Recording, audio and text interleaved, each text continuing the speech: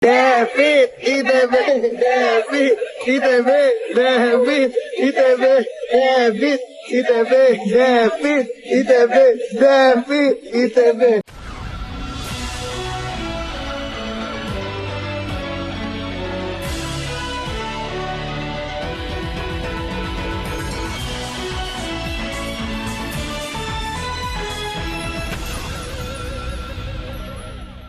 Assalamualaikum warahmatullahi wabarakatuh. Apa kabar?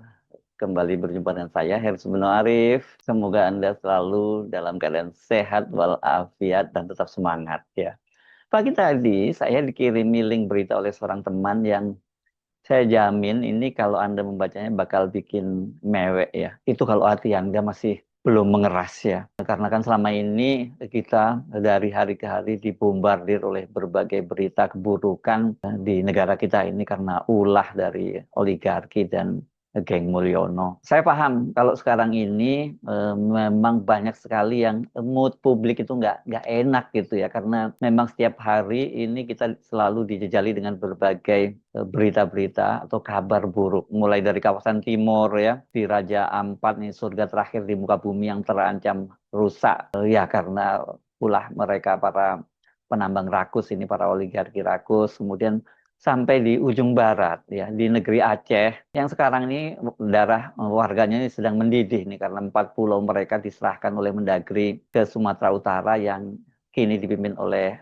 gubernurnya yakni Bobi Nasution, menantu Jokowi. Ini kabarnya bukan hanya sekedar soal perbatasan tapi juga ada potensi migas di kawasan itu.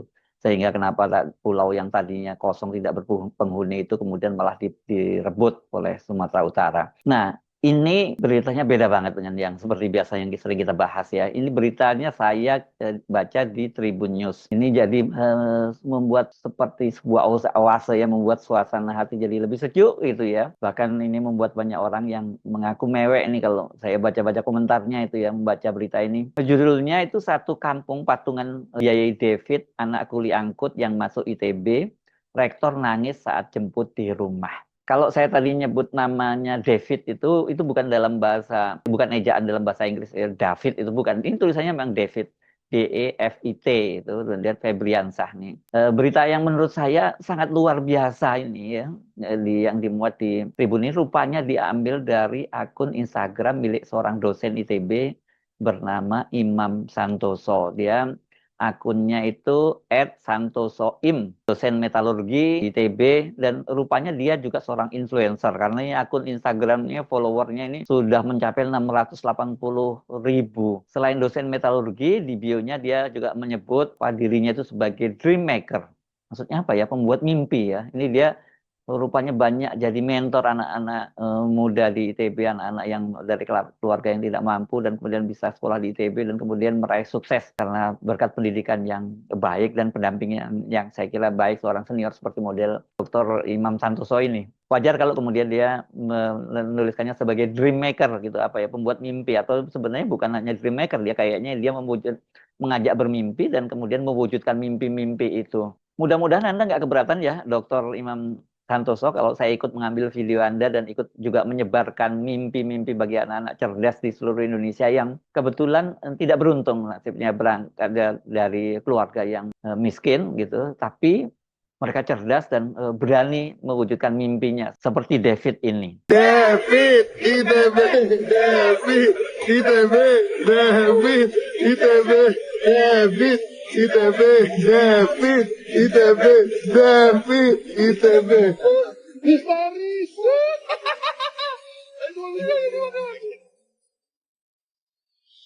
Terima kasih katanya, semua aku dirayakan. Jangan menangis, ku dibawa sampai tenang. Diciumnya api marahku. Produksinya iuran menyumbang David. Ada yang buat ongkos ke Bandung. Ada yang 100.000. Iya, Oh. ku dibuai. Iya. Udah jangan gemeter. Sama ini Pak. Jika Apalagi. Dari Warda, Kak, Emina. Semoga bentuk apresiasi ini dapat menemani setiap langkah. Terima kasih kepada pemerintah yang sudah mengadakan program kita. Terima kasih kepada pihak ITB serta Paragon Corporation. Apa sebenarnya ceritanya ini? Rupanya kalau menurut keterangan dari Dr. Imam Santoso itu, Rektor ITB, Profesor Dr. Insinyur Tata Cipta Dirgantara MT, itu dia mendatangi rumah seorang calon mahasiswa ITB yang bernama David Febriansah ya, DEFIT ya, bukan David ya. David ini adalah siswa SMA 1 Bukit Tinggi. Ini memang terkenal sebagai sekolah anak-anak pintar dan banyak tokoh-tokoh yang lahir dari sana. Dan dia ini anak seorang kuli angkut. Dan rupanya karena David ini lolos masuk ITB, itu istilahnya apa ya, kalau ini jalur prestasi ya sekarang gitu ya. Dia itu kemudian satu kampung itu bangga, bahkan sampai kemudian rela patungan tadi ya. Seperti disebutkan ada yang memberi uang 50.000, 100.000. Soal beginian, soal pendidikan, kita mesti salut dengan orang-orang Sumatera Barat ini, orang-orang awak ini ya. Buat mereka memang pendidikan itu sangat dipentingkan. Dan ini sebenarnya tradisi lama dari Sumatera Barat ketika pendidikan ini di zaman Belanda pun banyak sekali mereka yang non jauh di kampung sana, tapi soal pendidikan itu mereka bisa rela menuntut ilmunya sampai ke negeri Belanda dulu ya. Orang seperti Tan Malaka misalnya yang rumahnya kampung jauh di Suliki sana itu, tapi saya tidak bisa membayangkan pada tahun 1925 dia sudah bisa membuat buku Nar Republik gitu ya, menuju Republik. Dan kemudian banyak tokoh, kalau di situ mau kita sebut siapa ya, satu gudang lah di Sumatera Barat itu. Kalau misalnya Bung Hatta, kemudian Agus Salim, Buya Hamka, tentu saja banyak sekali lah. Kalau sekarang masih banyak tokoh-tokoh sepuh seperti Emil Salim, itu semuanya dari Sumatera Barat. Jadi ini memang luar biasa. Tapi tetap saja bahwa kemudian ada seseorang dari kampung, dari keluarga miskin, yang tetangga-tetangganya juga miskin, ini kemudian lolos sekolah dan yang lain rela patungan gitu untuk mengirim. Ini hanya cukup untuk ongkos berangkat ke ITB lah. Ini rupanya mengundang perhatian dari rektor, dan kemudian sampai rektor itu menjemputnya. Tapi nggak hanya David sebenarnya yang dijemput oleh rektor. Ini ada 2 orang calon mahasiswa ITB lainnya juga yang didatangi rumahnya oleh rektor. Nah, yang luar biasa, David ini diterima di Sekolah Teknik Elektro dan Informatika atau STEI ITB. Ini saya tahu ini hanya anak-anak top yang bisa masuk sini karena grade-nya ini paling tinggi nih di ITB ya. Untuk masuk untuk STEI ITB ini mesti di atas 700-an ini skornya ya. Dan David ini adalah satu-satunya anak dari Kecamatan Malala yang lolos seleksi nasional berdasarkan prestasi SNBP.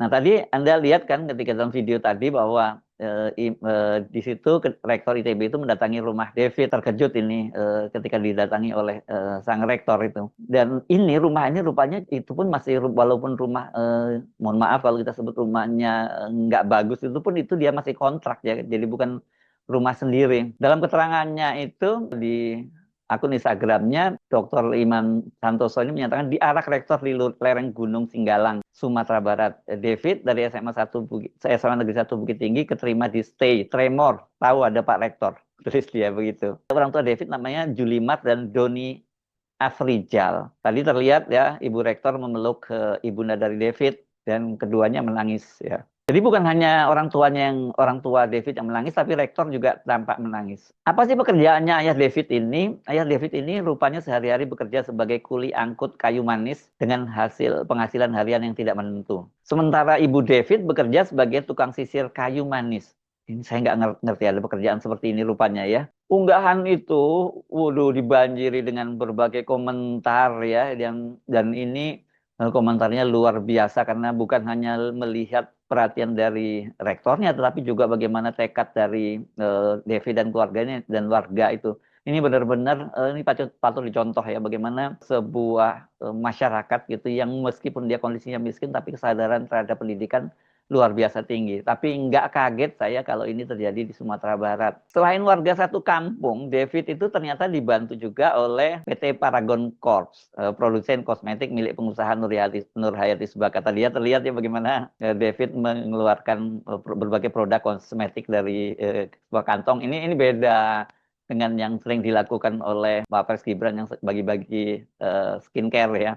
Ya kalau ini namanya dia memberikan bantuan, tapi kemudian dia gak, namanya sponsor, namanya bisnis, jadi dia memberikan produk-produknya yang nantinya mungkin diharapkan digunakan oleh David. Tapi saya kira David gak punya kemewahan semacam itu, kecuali kalau dibantu terus ya. Dia itu mendapat bantuan laptop, uang tunai, dan bekal merantau lainnya. Nah ini istilah merantau ini khas dari Sumatera Barat. Orang-orang Minang ini kan dikenal sebagai bangsa yang perantau. Pemilik Paragon Corp ini Nurhayati Subakat ini juga orang Awak yang dia merupakan alumnus ITB dari Fakultas Farmasi.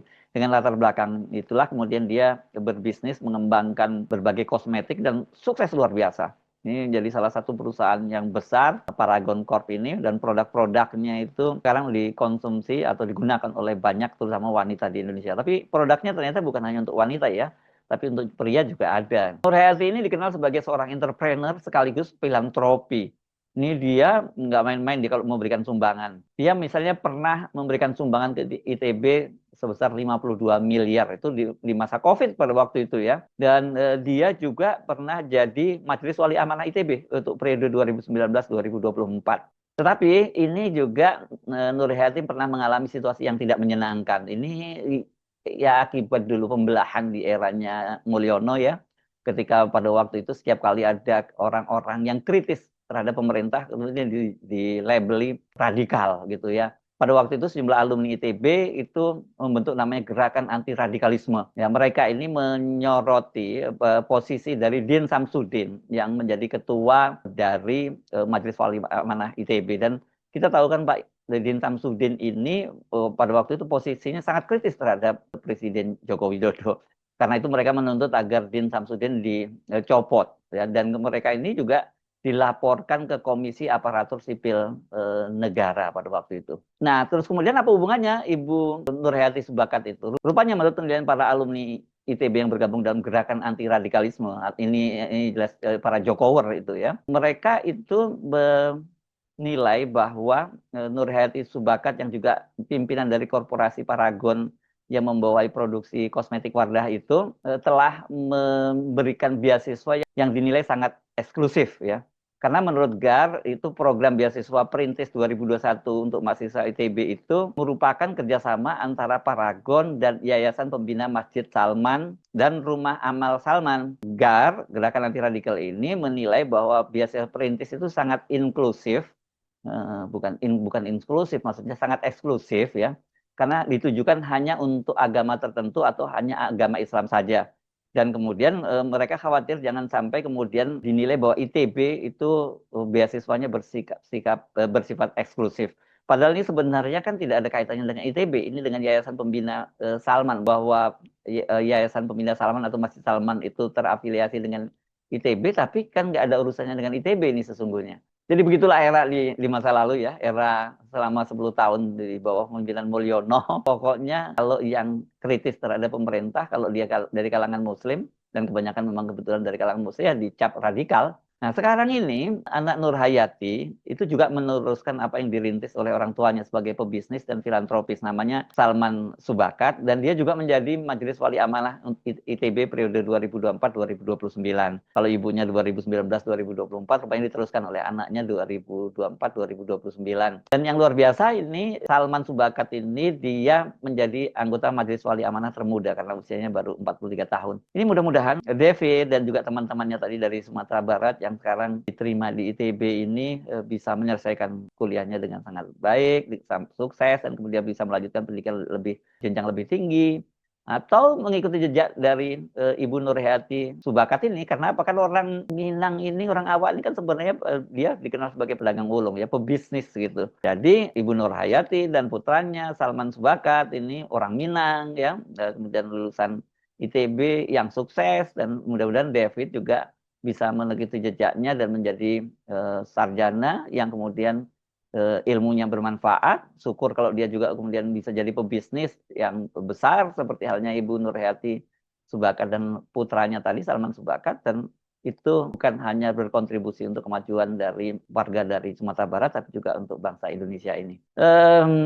Saya menghela nafas dalam hal ini, menghela nafas lega karena sekali lagi di tengah berita-berita yang sering membuat sesak dada kita karena ulah para oligarki dan geng Mulyono, kita sekali-kali bisa menghirup nafas lega, kita bisa menghirup oase seperti yang terjadi pada David dan kawan-kawannya tadi dari Sumatera Barat.